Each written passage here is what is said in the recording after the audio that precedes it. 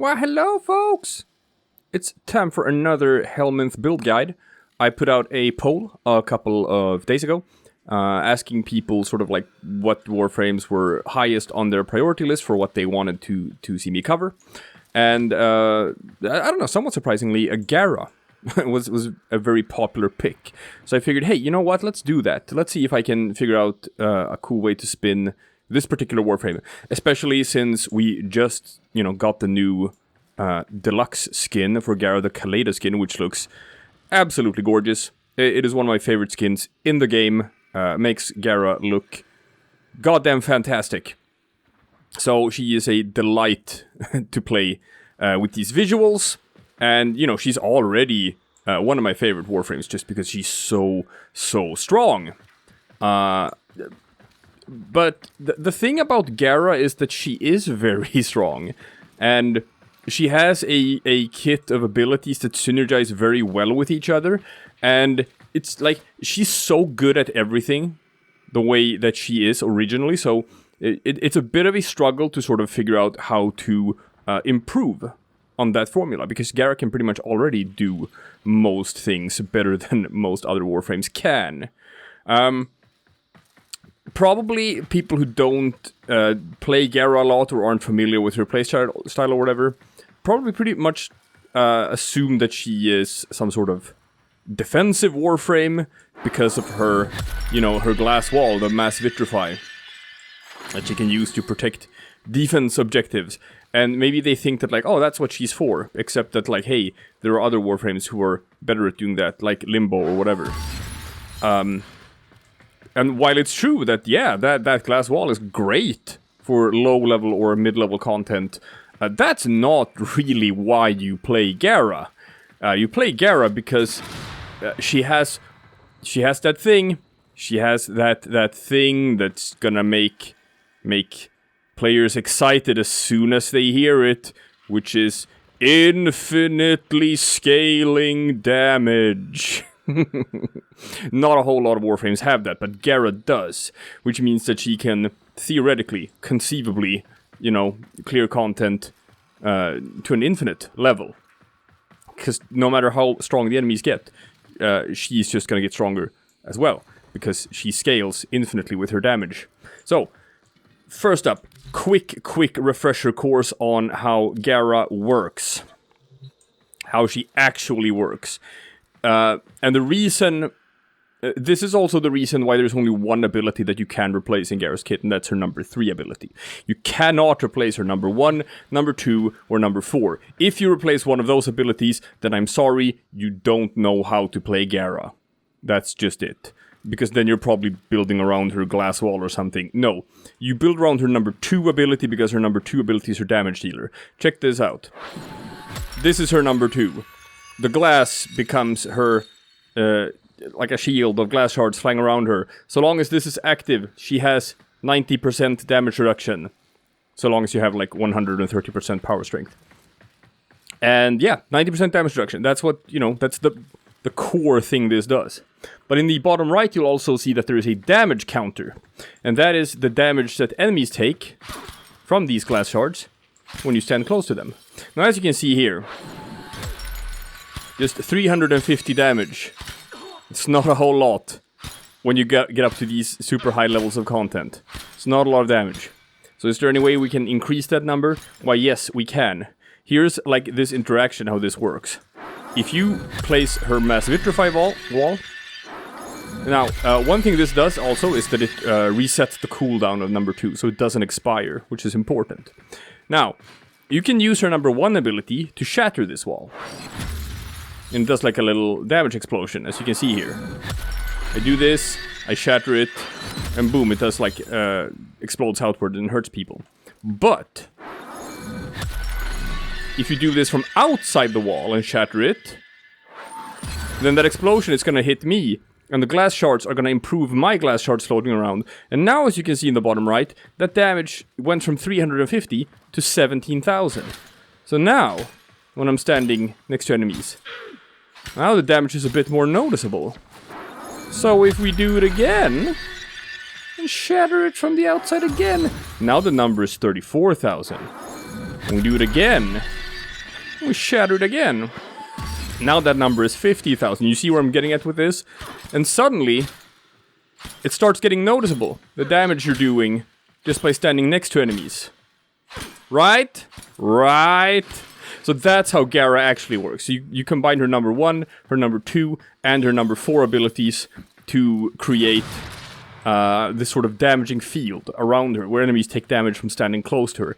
And that scales infinitely. That can, so long as you just keep attention to your cooldowns and don't let it run out, you can just keep on building that forever until you do millions of damage just by standing next to enemies. Now, how this works is how big of a boost your damage you get is based on her number 1 ability. It's a pseudo-exalted weapon. The Shattered Lash. It's like a whip.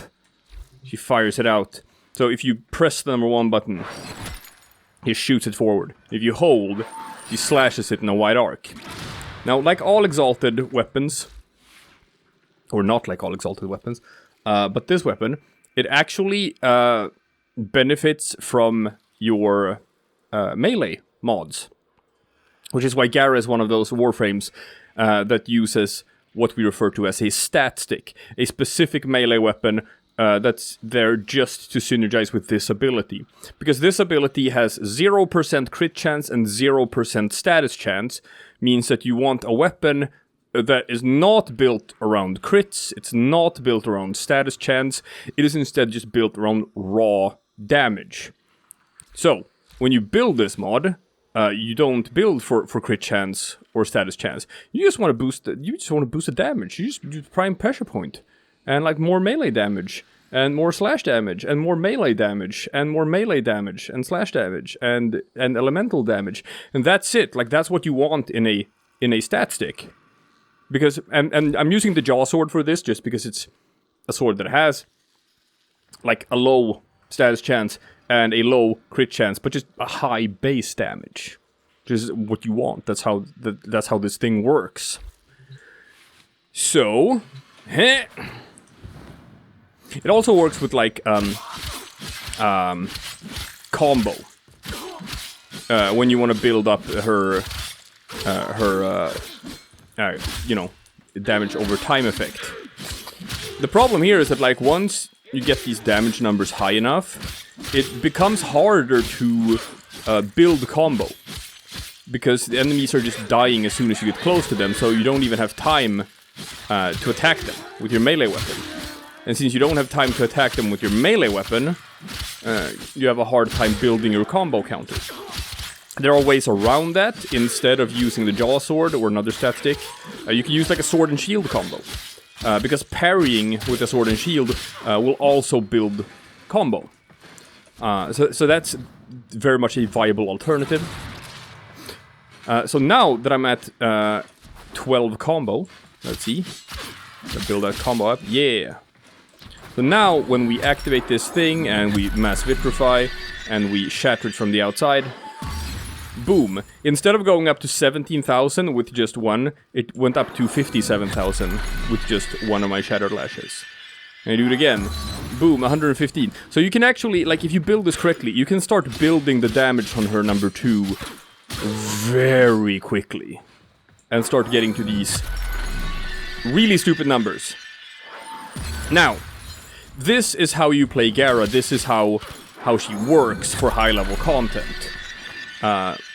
You're just spamming her abilities, building up her damage over time, so that the enemies die by standing close to her. That's how you play Gara. Now, what can we improve on this with the Helminth system? How can we make this better? Well, like I said, Gara can do most things well, because she has insane damage, she has tools to defend objectives, and she has 90% damage reduction. All well and good. What can't she do? Or what does she, like, struggle with? Basically, there are 3 things that Gara have a hard time managing. Number 1 is energy generation. Because she is very energy hungry with her abilities, and you're spamming them, the number 1, the number 2, the number 4. The number 4 costs quite a lot of energy, and you have to keep this up. right? If you run out of energy and you can't refresh in time, and you lose the timer on your number 2 ability that it runs out, then you're back down to 0. Your damage numbers are back down to 0, and you have to start working them up again from scratch. So you need to always have energy with Gara. Number 2, a thing that she struggles with is status cleansing and status effects, because she is not status immune with any ability in her kit. So she's very susceptible to dying to, like, you know, toxin procs, radiation, corrosive, stuff like that. Hell, slash, heat, whatever. That sort of thing can kill her. And number 3 is she doesn't have anything in her kit that's all that good at armor stripping. So when it comes to, like, armored enemies like Grenier, they take some hits. They take some hits before they go down. Whereas, you know, Infested or Corpus, they just melt instantly. So those are the 3 things. Energy generation, status cleansing, and armor stripping. So when we look at fixing that with the Helminth system, unfortunately there is, like, no ability that can do all 3 things at the same time. But there are a couple of abilities that can accomplish 2 of these at the same time. I've seen other Helminth builds with Gara that use Hildrin's Pillage. That takes care of 2 of them. That takes care of armor stripping and status cleansing. So that is very much like an offensive build. But you still can struggle with energy generation. You pretty much have to use like the Zenric school of focus for energizing dash. And you have to be using, like, energy pizzas all the time and stuff. And you still run the risk of not, like, generating energy in time. If you run, like, in a team and have other people who can cover the energy stuff for you, that's probably nice, though, to just up the damage numbers. I'm going in a bit of a different direction with my build, and I'm instead focusing on... I'm ignoring armor stripping, and I'm instead focusing on energy generation and status cleansing. And to that effect, I replaced her number 3 ability with Titania's Spellbind. Note that in the original way of playing Gara, her number 3 ability is actually what she uses for energy generation, because there's an augment for that makes it so that enemies who die while they're inside the Spectral Rage ring will drop energy orbs. So that's how Gara normally replenishes her energy. That's what the number 3 is actually for.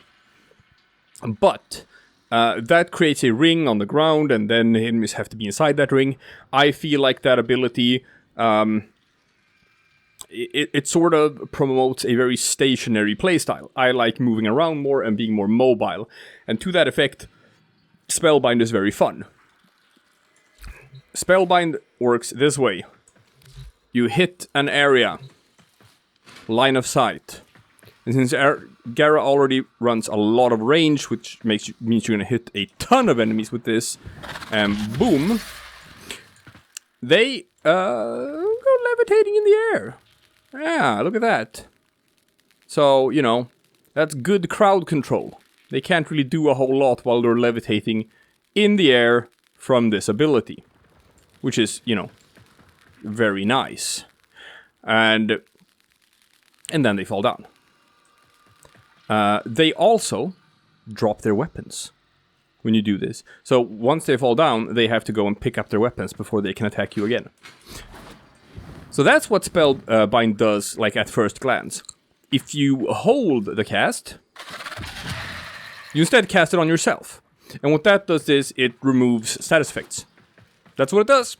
So you have a way to status cleanse. If you're hit with, like, a toxin proc or something and you see your health start ticking down, you just hold number 3 and it's gone. Very good for survivability. And most importantly, Spellbind also has an augment called Spellbound Harvest, which means that anytime you cast this and you hit more than 3 enemies, 4 or more, you will get 50 energy. And with just, like, a little bit of efficiency in this build, it costs 17, which means it actually sort of, like, you know, it discounts itself. So what we can do is, I'm just gonna drain a bunch of energy here.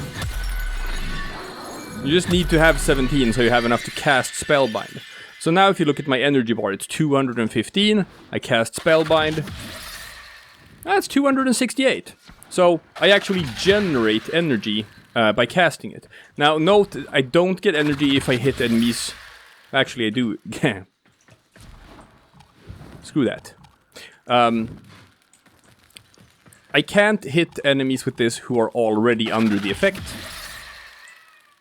So, you know, you gotta find the new enemies to cast it on. But this is basically one way of fixing some of the limitations of Gara. Namely, you want some way of ridding yourself of negative status effects. It provides some extra crowd control by making it so that enemies can't really, you know, do anything to you while it's active. And it allows you to regenerate energy, which is very nice. Because, like, otherwise, when it comes to just, you know, the Helminth system and whatever, stuff like, I don't know, Roar or Warcry or whatever, they do nothing for Gara. She can already out-damage anything. You don't use your weapon damage for this. You just use number 2. That's your source of damage. That's it. So, you know, go for utility instead. There's a way smarter build for her. Now, as you can see here, I'm also running a Mitre. I'm still in the process of leveling up. It doesn't matter. It doesn't matter with the damage output of this thing. The Mitre is here for one thing and one thing only.